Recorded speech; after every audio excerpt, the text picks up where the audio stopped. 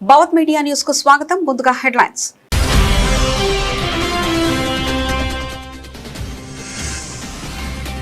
Melbourne cricket ground వేదికగా PM Modi సంచలన ప్రకటన. చెన్నైలో త్వరలో బిగ్ బాష్ లీగ్ మ్యాచ్.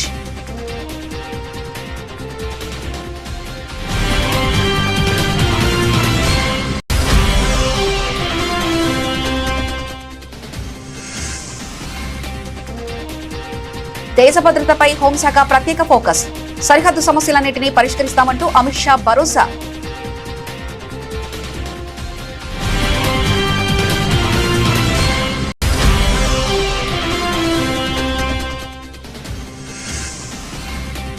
ప్రతిపక్షాల నకిలీ నౌకికవాదంపై యోగి ఆదిత్యనాథ్ ఫైర్. అయోధ్య సభలో చేదు నిజాలు బయటపెట్టానంటూ వ్యాఖ్య.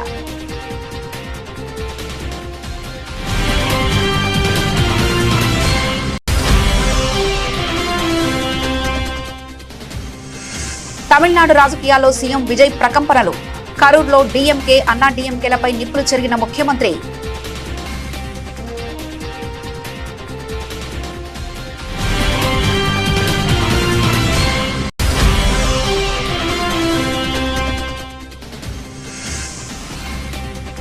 భాగ్యనగరంలో ఒలింపిక్స్ నిర్వహించడమే నా కల. గచ్చిబౌలి వేదికగా సీఎం రేవంత్ రెడ్డి సంచలన ప్రకటన.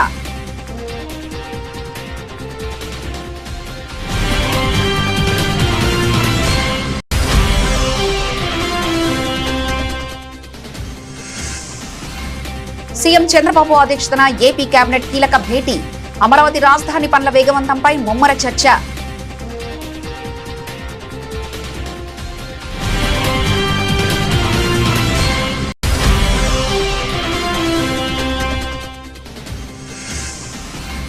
మొత్తం ఖర్చు 1,00,000 కోట్లయితే తిన్నది 1,00,000 కోట్ల. ముఖ్యమంత్రి రేవంత్ రెడ్డికి జ్ఞానం ఉండాలంటూ బీజేపీ ఎంపీ ధ్వజం.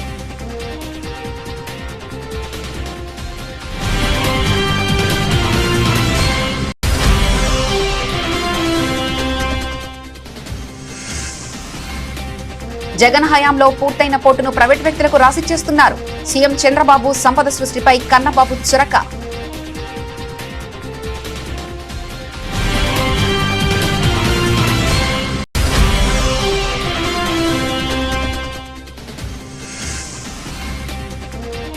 చంద్రబాబు మనిషి రేవంత్ రెడ్డికి సలహాదారా? సీఎం నియామకాలపై మాజీ మంత్రి జగదీష్ రెడ్డి సంచలన వ్యాఖ్యలు.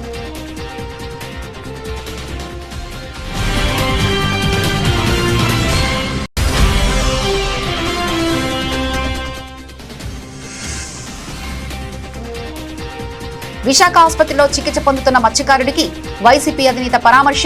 ఫోన్లో వివరాలు అడిగి తెలుసుకున్న జగన్.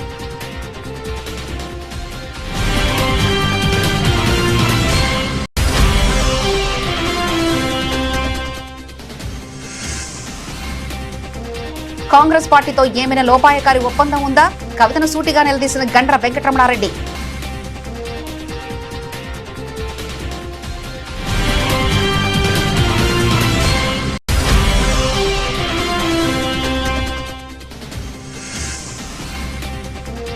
పసిడి ప్రియులకు స్వల్ప షాక్. 350 నుంచి 380 మేర పెరిగిన 10 గ్రాముల బంగారం ధర.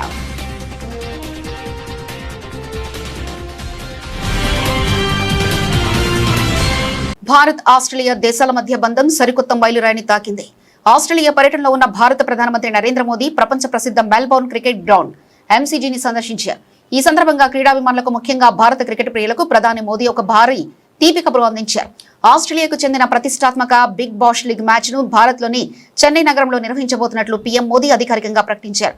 ఈ సందర్భంగా ఇరు దేశాల బంధాన్ని క్రీడలతో పోలుస్తూ ప్రధాని చేసిన వ్యాఖ్యలు ఇప్పుడు అంతర్జాతీయంగా ఆకర్షిస్తున్నాయి. फ्रेंड्स, स्पोर्ट्स भारत और ऑस्ट्रेलिया के संबंधों की एक मजबूत कड़ी है. आज प्रधानमंत्री अल्बनीज़ी के साथ India Australia sports collaboration road map launch करना मेरे लिए बहुत ही खुशी की बात है. इसके तहत हम क्रिकेट के साथ अन्य खेलों में भी सहयोग मजबूत करेंगे. Sports training, sports science and technology के साथ मिलकर के हम आगे बढ़ेंगे. ऑन फील्ड के साथ साथ ऑफ फील्ड पार्टनरशिप भी मजबूत करेंगे. भारत में हमने सिर्फ टेक्नोलॉजी ही नहीं स्पोर्ट्स को भी डेमोक्रेटाइज किया है। खेलो इंडिया कार्यक्रम से छोटे शहरों, गांवों और सामान्य परिवारों के बीच को भी बड़े सपने देखने का प्लेटफॉर्म मिल रहा है।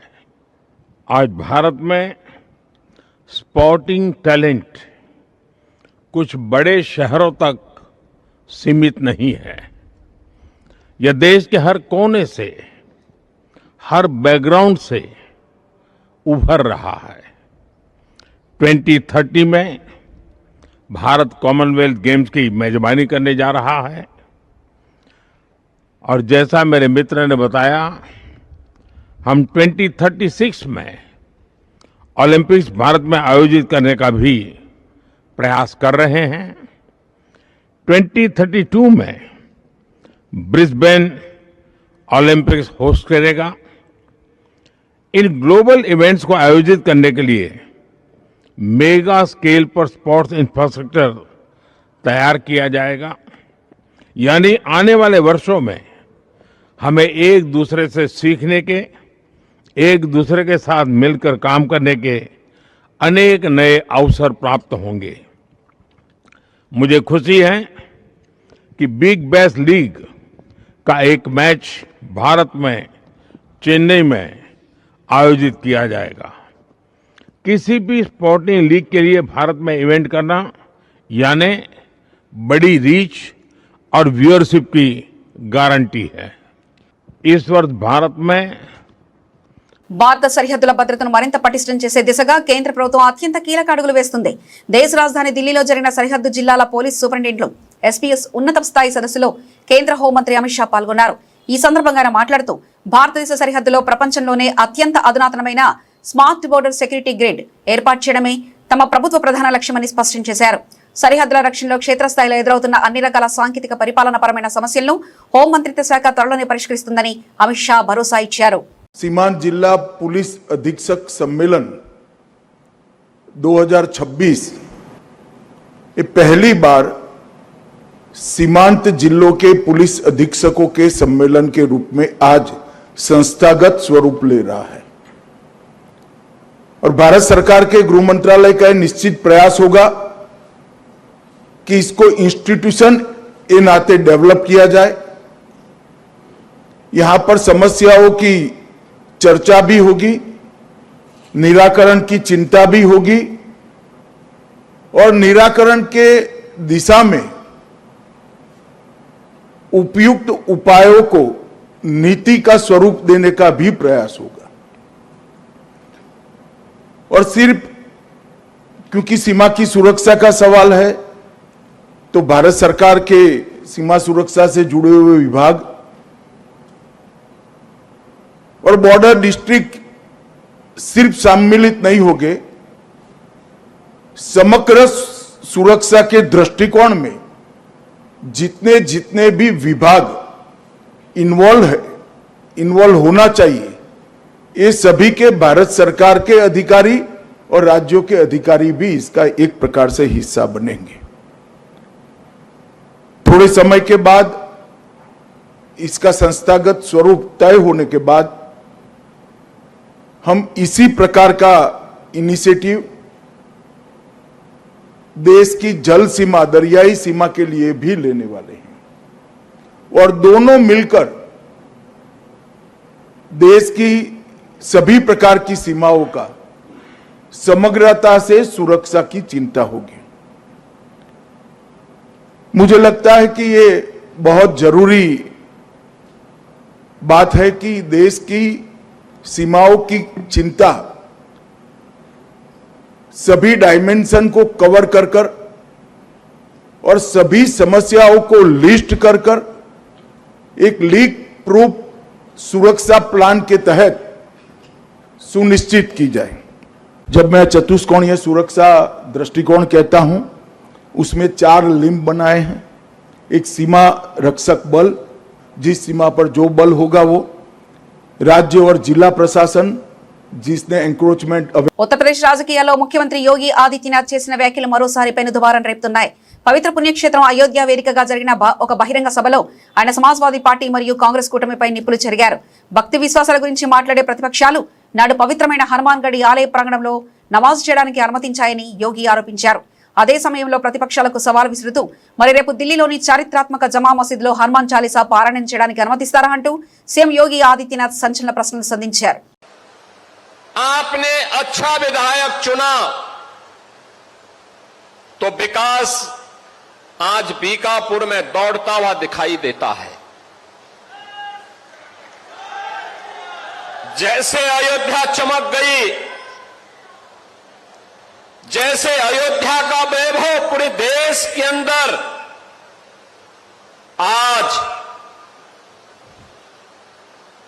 चरम पर दिखाई देता है, ऐसे ही बीकापुर में भी विकास की योजनाएं दिखाई दे रही हैं और विकास की इन योजनाओं को आगे बढ़ाने के लिए आज मैं स्वयं भी यहां पर आया हूं। 219 नई परियोजनाओं के लोकार्पण और शिलान्यास के लिए मैं सबसे पहले लगभग 450 करोड़ रुपए की इन परियोजनाओं के लिए भी बीकापुर विधानसभा के आप सभी मतदाता बहन और भाइयों को, यहां की जनता जनार्दन को हृदय से बधाई देता हूं। यहां के विधायक को धन्यवाद देता हूं कि उन्होंने रुचि लेकर के इन कार्यों को आगे बढ़ाया है। एक सक्रिय जनप्रतिनिधि जब विकास के बारे में रुचि लेता है तो परिणाम कैसे आते हैं, आज ये अयोध्या जनपद में देखने को मिल रहा है। बीकापुर में, रुदौली में, मिल्कीपुर में, गोसाईगंज में, अयोध्या में ये सब दिखाई देता है। मुझे 19 जून को रुदौली में आने का अवसर प्राप्त हुआ था। विकास की योजनाएं आज तेजी के साथ आगे बढ़ रही हैं।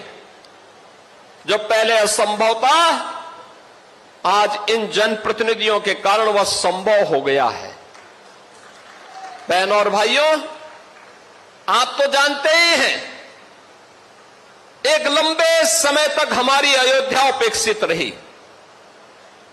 न सड़क, न बिजली, न पानी, यानी बगल में मां सरयू बह रही है, लेकिन तब भी अयोध्या उससे वंचित रहे। తమిళనాడు రాజకీయాలు ఒక్కసారిగా హీటెక్కాయి. కరూరులో జరిగిన భారీ బహిరంగ సభ వేదికగా తమిళనాడు ముఖ్యమంత్రి విజయ్ ద్రవిడ పార్టీలైన జీఎంకే, అన్నా డీఎంకేలను టార్గెట్ చేస్తూ అత్యంత సంచలనమైన వ్యాఖ్యలు చేశారు. అసెంబ్లీ వేదికగా తాను పార్టీ ఫండ్స్, రాజకీయ పార్టీల నిధులు మరియు అందులో జరుగుతున్న అక్రమాలపై ప్రస్తావించగానే సమాధానం చెప్పలేక ప్రతిపక్ష నేతలంతా సభను వదిలి పారిపోయారని సీఎం విజయ్ ఎద్దేవా చేశారు. తమ ప్రభుత్వం అధికారంలోకి వచ్చిన తర్వాత గత ప్రభుత్వాల హయాంలో జరిగిన పలు అవినీతి అక్రమాలను వెలికితీశామని ఈ సందర్భంగా ముఖ్యమంత్రి స్పష్టం చేశారు. ஒவ்வொரு டிபார்ட்மெண்ட்லயும் அந்த பார்ட்டி ஃபண்ட், அந்த கட்சி நிதின்ற பேர்ல அடிக்கிற கொள்ளையெல்லாம் இந்த தீய சக்தியா இருக்கட்டும், தீந்து போன சக்தியா இருக்கட்டும், ரெண்டு பேரும் மாறி மாறி இதே தான் செஞ்சிட்டு இருக்கிறாங்க. இதுல ஒரு ஹைலைட் காமெடி என்னன்னா, சட்டசபையில் பேசும்போது பார்ட்டி ஃபண்டுன்னு தான் சொன்னேன். அது எந்த பார்ட்டி, என்ன ஃபண்டு, யாரு, என்ன பேரு எதுவுமே சொல்ல. பார்ட்டி ஃபண்டுன்னு சொன்னவனை எடுத்தாங்க பாருங்க ஒரு ஓட்டம். எனக்கே ஃபர்ஸ்ட் புரியல, ஏன்பா ஓடுறாங்க, அப்படி என்ன நம்ம சொல்லிவிட்டோம். அதான் அந்த குற்றம் உள்ள நெஞ்சுக்கு தான் குறுகுறேங்கும். இது எப்படி இருக்கு தெரியுமா, எங்க அப்பா பீரோக்குள்ள இல்ல, எங்க அப்பா பீரோக்குள்ள இல்ல அப்படின்னு சொல்ற மாதிரி. ஐயோ ஏன் கேட்குறீங்க, இவங்களோட செம்ம கூத்தா இருக்குங்க, செம்ம ஃபன்னா இருக்கு. சென்னையில் ஒரு பாலம் கட்டுறதுக்காக நார்மலாக ஆகிற செலவை விட அதிக செலவில், கிட்டத்தட்ட டபுள் மடங்கு செலவில் ஒரு டெண்டர் ஒன்று விட்டுருக்குறாங்க. அதையெல்லாம் தோண்டி எடுத்து அதெல்லாம் இப்போது கண்டுபிடிச்சி கேன்சல் பண்ணியிருக்கிறோம். இன்னும் எத்தனை கோடி ஊழல், எத்தனை லட்சம் கூடல் தோண்ட தோண்ட வருமோ எங்களுக்கே தெரில. ஒவ்வொரு முகமுடியாக கிழியுது. ஐயோ இந்த விஜய் ஒவ்வொரு கதையா எடுத்து வெளியில விட்டுருவான் போலேன்ட்டு திரும்புற பக்கம்லாம் கதறல் கதறல் கதறல். காதலேருந்து ரத்தம் வராத குறை, ஆமாம், இப்படி ஊறி போனவங்க இப்படி தான் இருப்பாங்க. హైదరాబాద్ వేదికగా ఒలింపిక్స్ క్రీడలు నిర్వహించడమే తన వ్యక్తిగత కళ అని తెలంగాణ ముఖ్యమంత్రి రేవంత్ రెడ్డి పునరుద్ఘాటించారు. క్రీడారంగంలో మౌలిక సదుపాయాలను మెరుగుపరిచి క్రీడాకారులను అన్ని విధాలా ప్రోత్సహించేందుకు తమ ప్రభుత్వం కట్టుబడి ఉందని ఆయన స్పష్టం చేశారు. హైదరాబాద్ లోని గచ్చిబౌలిలో young India physical education and sports యూనివర్సిటీతో పాటు గచ్చిబౌలి స్పోర్ట్స్ డిస్ట్రిక్ట్ ను ముఖ్యమంత్రి ప్రారంభించారు. భారత ఒలింపిక్ సంఘం అధ్యక్షురాలు పీటీ ఉషతో కలిసి యూనివర్సిటీ లోగో, వెబ్సైట్ ను ఆయన ఆవిష్కరించారు. హైదరాబాద్ ను తిరిగి ఒక ప్రధాన క్రీడా కేంద్రంగా తీర్చిదిద్దే ప్రస్థానంలో ఇదొక కీలక ముందడుగు అని ఆయన ఈ సందర్భంగా పేర్కొన్నారు. I wanted to tell my students, you wanted to become a government employee, you wanted to become a Rajya Sabha, you wanted to become some celebrity in India. You learn from Srimati P.T. Usha. Because of her sports ability, she has got this Rajya Sabha, not in politics. I may got opportunity as a politician. You wanted to become a politician, you have to focus 100% on politics. You wanted to athlete, you focus 100% on your profession. 99 is not sufficient to achieve your goal. So that is how P.T. Usha ji, she has achieved. మిత్రులారా, రాణించాలి అంటే ఏకాగ్రత ఉండాలి, ఏకాగ్రతతో కష్టపడాలి. ఏకాగ్రత ఉన్నప్పుడే మనం రాణించగలుగుతాం ఎందులో అయినా. ఒక్కసారి ఓటమి చెందితే చింతించాల్సిన అవసరం లేదు. ఇప్పుడు మీకు చూపించిన స్పోర్ట్స్ యూనివర్సిటీ ఇక్కడ 82 acres world's best sports academy sports యూనివర్సిటీని ఇక్కడ మనం నిర్మించుకోబోతున్నాం. By 2028 December I'm going to inaugurate that sports university and sports academy. This is what my commitment to my students. క్రీడల్లో రాణించిన మీ భవిష్యత్తు బాగుంటుంది. మీకు ఉద్యోగాలు కావాలంటే చదువుకున్నంత మాత్రాన్నే ఉద్యోగాలు వస్తాయి అనుకోకండి. చదువుకుంటే ఉద్యోగం వస్తుందో రాదో నాకు తెలియదు, కానీ క్రీడల్లో రాణించి దేశానికి పేరు తెస్తే తప్పకుండా ఇక్కడున్న క్రీడాకారులకు ప్రభుత్వ ఉద్యోగాలు ఇచ్చే బాధ్యత తెలంగాణ రాష్ట్ర ప్రభుత్వం తీసుకుంటుంది. కాబట్టి క్రీడల మీద దృష్టి పెట్టండి, క్రీడాకారులుగా రాణించండి. రాష్ట్ర సచివాలయంలో ముఖ్యమంత్రి చంద్రబాబు అధ్యక్షతన ఏపీ మంత్రివర్గ సమావేశం అత్యంత కీలక ఎజెండాతో ప్రారంభమైంది. ఈ భేటీకి రాష్ట్ర మంత్రులు, వివిధ శాఖల ప్రభుత్వ ప్రధాన కార్యదర్శులు, ఉన్నతాధికారులు హాజరయ్యారు. రాష్ట్రంలో పారిశ్రామిక ప్రగతి, కొత్త పెట్టుబడుల ఆకర్షణతో పాటు ప్రజా సంక్షేమానికి సంబంధించి పలు కీలక అంశాలపై ఈ కేబినెట్ సమావేశంలో విస్తృతంగా చర్చిస్తున్నారు. ఆంధ్రప్రదేశ్ రాష్ట్ర సమగ్ర ఆర్థికాభివృద్ధిని దృష్టిలో ఉంచుకొని కూటమి ప్రభుత్వం ఈ కేబినెట్ భేటీని నిర్వహిస్తుంది. దీంతో పాటు రాజధాని అమరావతిలో మౌలిక సదుపాయాల కల్పన, క్వార్టర్స్ నిర్మాణాలు, ఐకానిక్ భవనాల పనుల పునఃప్రారంభానికి అవసరమైన నిధుల సమీకరణపై మంత్రుల బృందంతో ముఖ్యమంత్రి చర్చిస్తున్నారు. వివిధ శాఖల పరిధిలోని పెండింగ్ లో ఉన్న ప్రజా సమస్యలు, నూతన ఉపాధి అవకాశాల కల్పన వంటి అంశాలపై మంత్రుల నివేదికలను సీఎంకు సమర్పించారు. రాష్ట్ర భవిష్యత్తుకు దిక్సూచిగా మారనున్న ఈ కేబినెట్ భేటీ ముగిసిన అనంతరం ప్రభుత్వం తీసుకున్న కీలక నిర్ణయాలను మంత్రులు మీడియాకు వివరించనున్నారు. కాళేశ్వరం ప్రాజెక్టు అవినీతిపై ముఖ్యమంత్రి రేవంత్ రెడ్డి చేస్తున్న ఆరోపణలు భారతీయ జనతా పార్టీ ఎంపీ ఈటెల రాజేందర్ అత్యంత ఘాటుగా స్పందించారు. కాళేశ్వరంలో 1,00,000 కోట్ల రూపాయల అవినీతి జరిగిందంటూ సీఎం రేవంత్ రెడ్డి చేసిన వ్యాఖ్యలకు కనీసం బుద్ధి జ్ఞానం ఉండాలంటూ తీవ్రస్థాయిలో నిప్పులు చెరిగారు. ప్రాజెక్టుకు పెట్టిన మొత్తం ఖర్చే 1,00,000 కోట్ల రూపాయలైతే 1,00,000 కోట్లు తినడం ఎలా సాధ్యమవుతుందని ఈటెల ప్రశ్నించారు. కాళేశ్వరం అంటే కేవలం ఒక మేడిగడ్డ బ్యారేజ్ మాత్రమే కాదని దీని వెనుక 100 కిలోమీటర్ల కాలువలు, భారీ రిజర్వాయర్ల నిర్మాణం ఉందనే విషయాన్ని సీఎం గుర్తుంచుకోవాలని ఆయన హితవు పలికారు. 1,00,000 కోట్లు ఖర్చు పెట్టి చేసినా అంటున్నాం. ఇప్పుడు నీకు మొత్తం కాళేశ్వరం ప్రాజెక్ట్ అంటే ఒక లక్ష్మీ బరాజ్ కాదు కదా. లక్ష్మీ బరాజ్ ఉన్నది, అంత అన్నారం ఉన్నది, సుందిల్ల ఉన్నది, మిడిమానేరు ఉన్నది, ఒక అనంత సాగర్ ఉన్నది, ఒక రంగనాయక సాగర్ ఉన్నది, ఆ పైన మల్లన్న సాగర్ ఉన్నది, ఆ పైన కొండపోచమ్మ సాగర్ ఉన్నది, అక్కడి నుంచి బస్వాపురం ఉన్నది. గిన్నున్నాయి బాబు, 100 కిలోమీటర్ల కాలువలు ఉన్నాయి. ఏమర్థం చేసుకుంటారు మీరు? 1,00,000 కోట్లు ఖర్చు పెడితే 1,00,000 కోట్లు తిన్నానని చెప్పి వాళ్ళు అనగానే నేను అవును నిజమే తిన్నానని మాట్లాడాను. నేను ఏమన్నా జ్ఞానం ఉందా? 1,00,000 కోట్లు ఇప్పుడు రేపు నువ్వు మూసితే ఎత్తున్నావు, 1,00,000 కోట్లకు ఎస్టిమేట్ ఇస్తాడు. 1,00,000 కోట్లు తిన్నారని చెప్పి ఆరోపణ చేస్తే 1,00,000 కోట్లు తిన్నట్ట? ఎంత బ్యాడ్ అండి ఇది. ఇంత నీచంగా ఉంటారా? బదనాం చేయి, కానీ గిట్లా చేస్తే ప్రజలు హర్షిస్తారనుకుంటే మాత్రం మూర్ఖత్వం అయితే గుర్తుపెట్టుకో. ఇవాళ కాళేశ్వరం ప్రాజెక్టు కొన్ని 100 టీఎంసీల రిజర్వాయర్లు, కొన్ని 100 కిలోమీటర్ల పైప్ లైన్లు, కొన్ని 100 కిలోమీటర్ల కాల్వలు, 10ల సంఖ్యలో టన్నల్స్, మోటార్లు, పంపులు, కొన్ని పెద్ద పెద్ద టవర్లు, ఎలక్ట్రిసిటీ టవర్లు, పెద్ద పెద్ద లైన్లు అనేకం ఉన్నాయి కదా. దాన్ని వాడుకోరాదు. నువ్వు బదనాం చేసి చేతి కానీ వాడుకోరాదు. రాష్ట్రంలో ప్రభుత్వ ఆస్తుల బదలాయింపు, ప్రైవేటీకరణ అంశాలపై అధికార ప్రతిపక్షాల మధ్య మాటల యుద్ధం ముదురుతుంది. వైఎస్ జగన్మోహన్ రెడ్డి హయాంలో దాదాపు నిర్మాణం పూర్తి చేసుకున్న ప్రతిష్టాత్మక రామాయపట్నం పోర్టును ముఖ్యమంత్రి చంద్రబాబు కేవలం 1,500 కోట్లకే ప్రైవేటు వ్యక్తులకు దారాదత్తం చేస్తున్నారని మాజీ మంత్రి వైఎస్ఆర్సీపీ సీనియర్ నేత కురసాల కన్నబాబు తీవ్రస్థాయిలో ధ్వజమెత్తారు. బహిరంగ మార్కెట్లో ఆ పోర్టు విలువ కనీసం 5,000 కోట్లకు పైగా ఉంటుందని, అలాంటిది అంతటి విలువైన ప్రభుత్వ సంపదను కారు చౌకగా ప్రైవేటు శక్తులకు కట్టుబెట్టడమేనా చంద్రబాబు చేసే సంపద సృష్టి అంటూ ఆయన నిలదీశారు. సంపద సృష్టికర్త నేను సంపద సృష్టిస్తానని కదా ఎన్నికల ముందు చెప్పారు. ఏదో అశ్వత్థామ అత కుంజరా అన్నట్టుగా మీరు సంపద సృష్టిస్తున్నానంటే నిజే కాబోలు ప్రజల కోసం రాష్ట్రం కోసం అని అందరూ అనుకున్నారు. కానీ మీ సంపద సృష్టి కార్పొరేట్ కంపెనీలకి, మీ అనుయాయులకి, మీకు కావలసిన బంధుమిత్రులకి మీ అవినీతి కోసం సంపద సృష్టిస్తున్నారు. ఈ సంపద సృష్టి ఎవరి కోసం చెప్పండి? ఏ సంపదని రాష్ట్రం కోసం సృష్టించారో చెప్పమని అడుగుతున్నాం మేము సూటిగా. ఇవాళ చూసాం మీడియాలో రామాయంపట్నం పోర్టు రాసిచ్చేస్తున్నాడంట. జగన్మోహన్ రెడ్డి గారు చాలా విజన్తో 17 గవర్నమెంట్ మెడికల్ కాలేజీలు కడితే ఈ 17 గవర్నమెంట్ మెడికల్ కాలేజీలని ప్రైవేట్ పరం చేద్దామని చూశారు. ఇప్పుడు జగన్మోహన్ రెడ్డి గారు కట్టిన పోర్టులు ఒక్కొక్కటి రాసిచ్చే కార్యక్రమం. రామాయంపట్నం పోర్ట్ అనేది చిరకాల వాంఛ ఆ ప్రాంతానికి.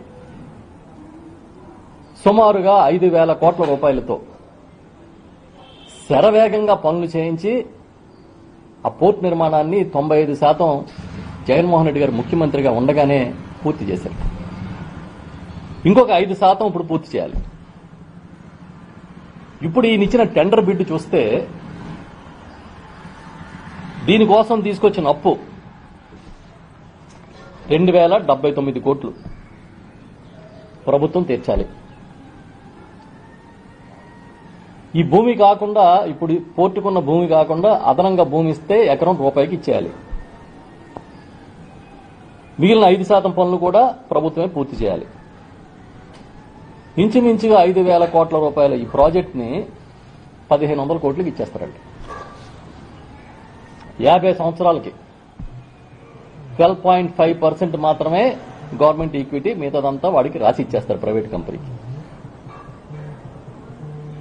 జగన్మోహన్ రెడ్డి గారు సృష్టించిన నిర్మాణం చేసి తెలంగాణ నీటిపారుదల శాఖలో జరిగిన ఒక కీలక నియామకం ఇప్పుడు రాష్ట్ర రాజకీయాల్లో పెనుదుమారం రేపుతుంది. గతంలో ఆంధ్రప్రదేశ్ ముఖ్యమంత్రి చంద్రబాబు వద్ద నీటిపారుదల శాఖ సెక్రటరీగా పనిచేసి వ్యక్తిని తీసుకొచ్చి నేడు ముఖ్యమంత్రి రేవంత్ రెడ్డి తన ప్రభుత్వంలో నీటిపారుదల శాఖ సలహాదారుడిగా పెట్టుకున్నారని మాజీ మంత్రి బీఆర్ఎస్ ఎమ్మెల్యే జగదీష్ రెడ్డి తీవ్రస్థాయిలో మండిపడ్డారు. ఈ నియామకాన్ని చూస్తుంటే రేవంత్ రెడ్డి తెలంగాణ ప్రజల కోసం పనిచేస్తున్నారా లేక పక్క రాష్ట్ర ప్రయోజనాల కోసం పనిచేస్తున్నారా అనేది స్పష్టంగా అర్థమవుతుందని జగదీష్ రెడ్డి నిలదీశారు. ఏంటిది కేసీఆర్ మీద కక్ష వీళ్ళందరికీ అనంటే చంద్రబాబు ఏంటి కంపెనీకి మీరు పైన ఏం చేసుకున్నా ఏం లేదు, తమ్మిడిహట్టి కాడ కట్టుకోండి, పైన ఇంకో కాడ కట్టుకోండి, కానీ కాళేశ్వరం కిందికి రావద్దు. ఎందుకంటే మీరు చూసిండ్రు రెండు వచ్చి కలిసే చోటు కాళేశ్వరం కింద కేసీఆర్ గోదావరి గొంతు పట్టుకున్నాడు తెలంగాణ రైతాంగం కొరకు. అది వాళ్ళ మంట, అది వాళ్ళ ఏడుపు. మెయిన్ గోదావరి మీదకి ఎప్పుడు రానియలే, జీవితం అంతా కుట్రలే చేసిండ్రు. రాజశేఖర రెడ్డి మరో కుట్ర చేసిపోయిండు. దుమ్ముగూడ నుంచి తీసుకొచ్చి నాగార్జున సాగర్ లేచి మేమే పారిశ్రామిక దొబ్బుతాం, తెలంగాణ రైతాంగానికి అక్కర లేదని ఒక దుర్మార్గానికి ప్లాన్ చేసిండు. బీజేపీ అంతకంటే ఎక్కువ దుర్మార్గమైన ప్రణాళిక చేసింది. ఇచ్చంపల్లి నుంచి వెళ్ళి మేము కావేరికి తీసుకుపోతాం, తమిళనాడు తీసుకుపోతామని. ఎవడబ్బ సొమ్ము కాదు, గోదావరి నీళ్లు తెలంగాణ ప్రజల హక్కు మాత్రమే. ఒక్క ఇంచు కదలనీయము, ఒక్క చుక్క నీళ్లు తీసుకుపోనీయమన్న పట్టుదల మన రైతాంగానికి రావాలి. మన హక్కులేదో మనం తెలుసుకోవాలి. ఊరికే కూర్చుంటే ఎవడు తెచ్చిపెట్టాడు, కొట్లాడి తెచ్చుకోవాలి. ఎట్లయితే తెలంగాణ కొరకు కొట్లాడినమో, ప్రాణం పోయినా తెలంగాణ సాధిస్తామని ఎంత పట్టుదలతో పనిచేసినమో, ఇవాళ ఇంటి దొంగల నుంచి ప్రమాదం వచ్చింది కాబట్టి మన హక్కులకు, మన నీళ్లు దోపిడికి గురే ప్రమాదం వచ్చింది. ఇంటి దొంగతోనే ప్రాణగండం వచ్చింది కాబట్టి ఇంటి దొంగలను ఇక్కడనే పాతరేయమని చెప్పి కాళోజీ ఏది చెప్పిండో అది చేసి తీరాలి. మనము మంతన్ నుంచి మొదలుపెట్టి ఇక్కడి వరకు రైతాంగం ఇవాళ ఎదురు చూస్తున్నారు. కానీ నీళ్ళు కళ్ళ ముందే పోతున్నాయి, మనకంటే తెలుస్తలేదు. కానీ అక్కడ ఆ రైతుల కళ్ళ ముందే నీళ్లు పోతున్నాయి, వాళ్ళు ఏడుస్తున్నారు. నేను పోయిన ప్రతి ప్రాజెక్టు దగ్గర వీళ్ళు రానియొద్దని చెప్పినా పాపం కింది స్థాయి ఉద్యోగులు ఉద్యోగం పోయినా సరే భయం లేదు, మాకు సార్ రండి అని చెప్పి దాన్ని స్వాగతించి తీసుకుపోయి చూపించారు. కేసీఆర్ సార్ ఉండగా బ్రహ్మాండంగా నీళ్లు కలకల్లాడేది, రోజు మాకు పని ఉండేది. ఆ పడుతున్న నీళ్ళను చూసి సంతోషపడదాము. తుమ్మ చెట్లు మొలిపిస్తున్నారు, సర్కారు తుమ్మలు ఖర్చు లేకుండా పెరిగేవి. ఇదంతా చంద్రబాబు డైరెక్షన్లో జరుగుతుంది. చర్చలకు పోతా చంద్రబాబుతో నేను మాట్లాడతాడు రేవంత్ రెడ్డి. ఎవడైనా కొట్లాటకు వచ్చినంతో చర్చలు పెడతారు, తప్పులేదు. దొంగతనానికి వచ్చినంతో చర్చలు చేస్తాడు ఎవడన్నా ప్రపంచంలో? దొంగతనం కొరకు వచ్చినానికి కూసబెట్టి చర్చ చేస్తావా? ఏమి దొబ్బిపోదామని వచ్చినావు, ఎంత దొబ్బిపోదామని వచ్చినావు, నా ఇంట్లో ఉన్న 10 తులాల బంగారం వేసుకుపోతావా, 5 ఉంచిపోతావా అని చర్చ చేస్తావా? చర్చలేంది చర్చలు? నీ హక్కును ఉపయోగించుకోవాలి. ఎక్కడైతే కొట్లాడాలో అక్కడ కొట్లాడాలి. అది వదిలిపెట్టి చర్చలు చేస్తా నేను ఏం చర్చలు చేస్తావు? నీ బంద చర్చలు. కాళేశ్వరం అంటే ఏందో నీకు తెలియదు, బడి కూడా తెలియదు. విశాఖపట్నం తీరంలో చేపల వేటకు వెళ్లి సముద్రంలో పడవ బోల్తా పడిన ప్రమాదం నుండి తుడిలో ప్రాణాలతో బయటపడిన మత్స్యకారుడు చిన్ననను మాజీ ముఖ్యమంత్రి వైఎస్ఆర్ కాంగ్రెస్ పార్టీ అధ్యక్షుడు వైఎస్ జగన్మోహన్ రెడ్డి పరామర్శించారు. ప్రస్తుతం విశాఖలోని ఆసుపత్రిలో చికిత్స పొందుతున్న చిన్నాకు వైఎస్ జగన్ స్వయంగా ఫోన్ చేశారు. సముద్రం నడిబొడ్డున అసలు ఏం జరిగింది, ప్రమాదం ఎలా తలెత్తిందనే వివరాలు అడిగి తెలుసుకున్నారు. ఆపద సమయంలో ప్రాణాలతో బయటపడిన చిన్నాకు ఈ సందర్భంగా జగన్ ధైర్యం చెప్పారు. ఇది బార్ నుంచి వస్తున్నాం అన్న, బార్ నుంచి వచ్చిందిగా వైజాగ్ 10 మైళ్ళు ఉంది. వైజాగ్ 10 మైళ్ళు ఉందన్న మనం చేయరా. నాకు అంటే జట్టికి వచ్చిన 10 మైళ్ళ నుంచే బోల్తా కొట్టేసింది బోటు. బోల్తా కొట్టేస్తే ఎప్పుడైతే బోల్తా కొట్టేసిందో ఆ తెరబడిపోయిన వెంటనే బొడికి ఎక్కువ మీదన ఎక్కువ బోటు మీద కింద మనిషి ఉండిపోయాను.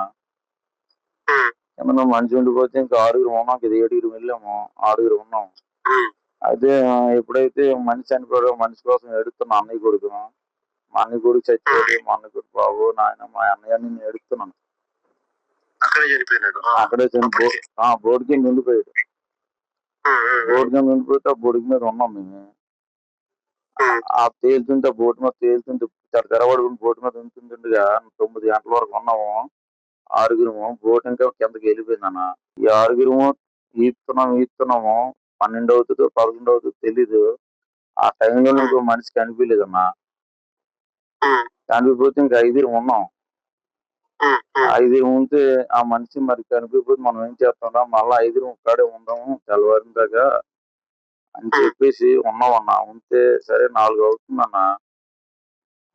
4 అవుతుంటే షిప్ కనిపిస్తుంది.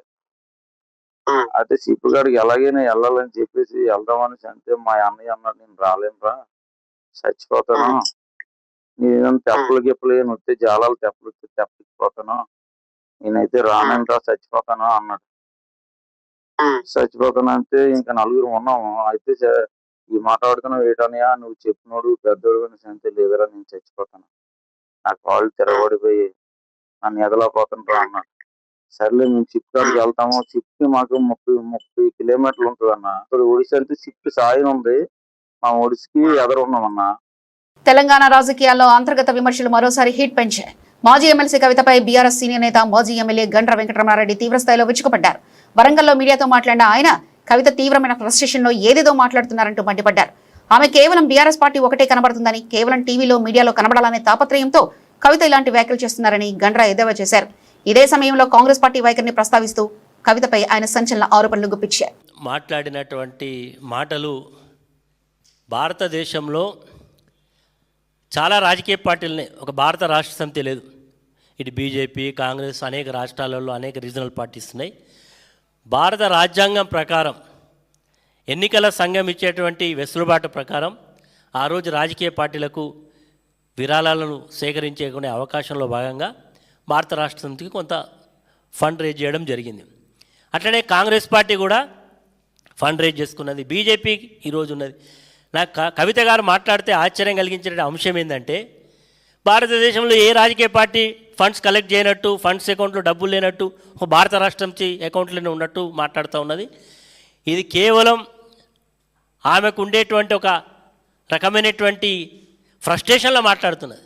ఆమె ఏదో టీఆర్ఎస్ అని పార్టీ పెట్టుకున్నదని, దానికి ఏదో పేరు రాకుండా మీ మీద అడ్డుపడ్డామనేటువంటి ఒక రకమైనటువంటి ఫ్రస్ట్రేషన్లో మాట్లాడుతున్నది. మాకు ఆ పార్టీ పేరుకు మాకు ఎలాంటి సంబంధం లేదు. ఆమె ఏది మాట్లాడినా ఈరోజు కాంగ్రెస్ పార్టీ ఉద్యమకారుల గురించి కూడా మాట్లాడింది. ఏమన్నది, ఉద్యమకారులకు డబ్బులు ఇస్తారు. ఆనాడు భారత రాష్ట్ర సమితి అధికారంలో ఉన్నప్పుడు కేసీఆర్ గారు ఈ రాష్ట్రంలో ఉండేటువంటి అమరవీరుల కుటుంబాలను గుర్తించి ఆ రోజు 800 మందిని గుర్తించి వారికి ప్రతి కుటుంబానికి ఆర్థిక సహకారంతో పాటు ఉద్యోగ అవకాశాన్ని కూడా కల్పించినటువంటి చరిత్ర ఆనాడు ఉన్నది. మరి ఇంకా ఎవరైనా ఉంటే కూడా మరి ఇప్పటికి కూడా ప్రభుత్వాలు ఇస్తామని చెప్తున్నాయి. గతంలో కూడా కేసీఆర్ గారు వెల్కమ్ చేసిండ్రు. గతంలో మీటింగ్ పిలిస్తే కూడా ఈ పార్టీ నుంచి కూడా 2 డెలిగేట్స్ను పంపించడం జరిగింది, ప్రతినిధులు పంపడం. ఇప్పటికి కూడా ఉంటే ఇవ్వచ్చు. కానీ ఈరోజు ఆమెకు ఎంతసేపు ఇటు బీఆర్ఎస్ఏ కనబడుతున్నది. కానీ తెలంగాణ ఉద్యమంలో అమరులు కావడానికి ఆనాడు డిసెంబర్ 9 నాడు కనుక స్టేట్మెంట్ ఇచ్చిన అనుగుణంగా తెలంగాణ స్టేట్ ఫార్మేషన్ అయి ఉంటే ఇంతమంది చనిపోయే వాళ్ళ కాంగ్రెస్ పార్టీని ప్రశ్నించడానికి. పసిడి ప్రియులకు స్వల్ప షాక్ తగిలింది. దేశీయంగా బంగారు ధరలు నేడు స్వల్పంగా పెరిగాయి. నిన్నటి ట్రెండ్ కొనసాగిస్తూ బులియన్ మార్కెట్లో నేడు ధరల్లో పెరుగుదల కనిపించింది. ప్రముఖ ఫైనాన్షియల్ వెబ్సైట్ గుడ్ రిటర్న్స్ ప్రకారం నేటి జూలై 10 ఉదయం బులియన్ మార్కెట్లో ధరల వివరాలు ఈ విధంగా ఉన్నాయి. హైదరాబాద్లో 24 క్యారెట్ల 10 గ్రాముల మేలిమి పసిడి ధర నిన్నటి ముగింపుతో పోలిస్తే 380ల మేరకు పెరిగి ప్రస్తుతం 1,44,820 వద్ద కొనసాగుతుంది. అదేవిధంగా ఆభరణాల తయారీకి వాడే 22 క్యారెట్ల 10 గ్రాముల బంగారం ధర కూడా 350 మేర పెరిగి 1,32,750కి చేరుకుంది. అయితే ప్రస్తుత మార్కెట్ ధరలో స్వల్ప పెరుగుదల కనిపించినప్పటికీ మునుపటి గరిష్ట ధరలతో పోల్చి చూస్తే గోల్డ్ రేట్ ఇప్పటికి కూడా కొంత తక్కువగానే ఉందని మార్కెట్ నిపుణులు వ్యాఖ్యానిస్తున్నారు. అంతర్జాతీయ మార్కెట్లో మారుతున్న పరిస్థితులు, ఇన్వెస్టర్ల సెంటిమెంట్ కారణంగానే ఈ ధరల సవరణ జరుగుతుందని బులియన్ వ్యాపారులు చెబుతున్నారు. రానున్న రోజుల్లో పెళ్లిళ్ల సీజన్ ప్రారంభం కానుండడంతో ఈ ధరల పెరుగుదల కొనుగోదారులపై కొంత ప్రభావం చూపే అవకాశం ఉంది. బులెటిన్ ముగించే ముందు హెడ్లైన్స్ మరోసారి చూద్దాం.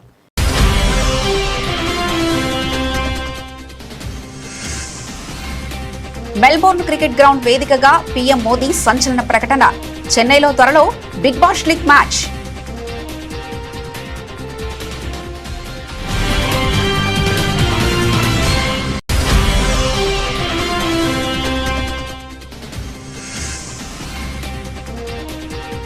దేశ భద్రతపై హోంశాఖ ప్రత్యేక ఫోకస్.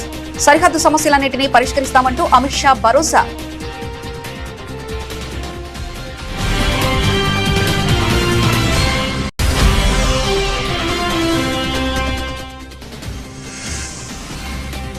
ప్రతిపక్షాల నకిలీ నౌకికవాదంపై యోగి ఆదిత్యనాథ్ ఫైర్. అయోధ్య సభలో చేదు నిజాలు బయటపెట్టానంటూ వ్యాఖ్య.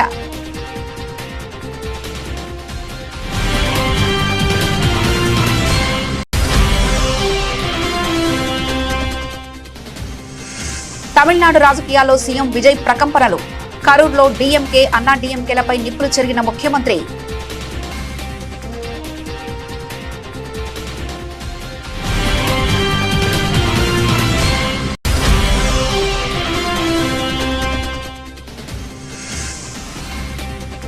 భాగ్యనగరంలో ఒలింపిక్స్ నిర్వహించడమే నా కల. గచ్చిబౌలి వేదికగా సీఎం రేవంత్ రెడ్డి సంచలన ప్రకటన.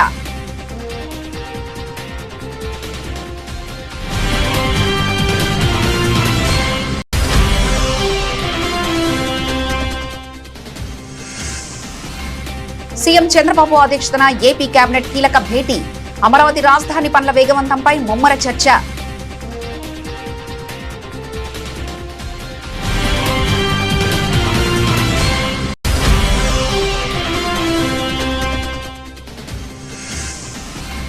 మొత్తం ఖర్చు 1,00,000 కోట్ల అయితే తిన్నది 1,00,000 కోట్ల.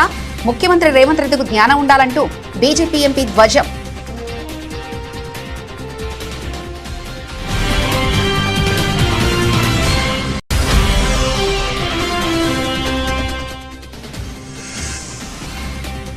జగన్ హయాంలో పూర్తయిన పోర్టును ప్రైవేట్ వ్యక్తులకు రాసిచ్చేస్తున్నారు. సీఎం చంద్రబాబు సంపద సృష్టిపై కన్నబాబు చురక.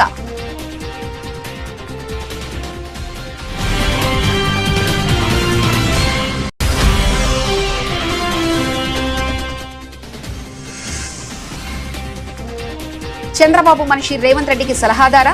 సీఎం నియామకాలపై మాజీ మంత్రి జగదీష్ రెడ్డి సంచలన వ్యాఖ్యలు.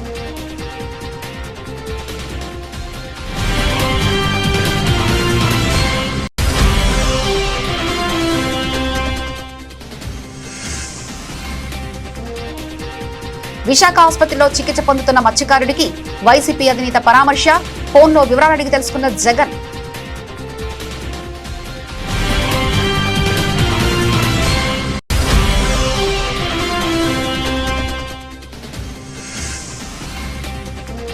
కాంగ్రెస్ పార్టీతో ఏమైనా లోపాయకారి ఒప్పందం ఉందా? కవితను సూటిగా నిలదీసిన గండ్ర వెంకటరమణారెడ్డి.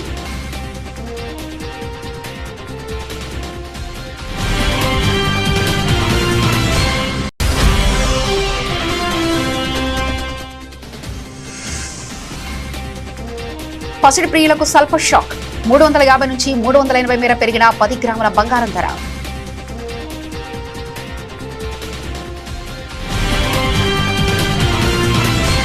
ఇవి ఇప్పటివరకున్న అప్డేట్స్. మరో బులెటిన్లో మళ్ళీ కలుసుకుందాం. అంతవరకు సెలవు. నమస్కారం.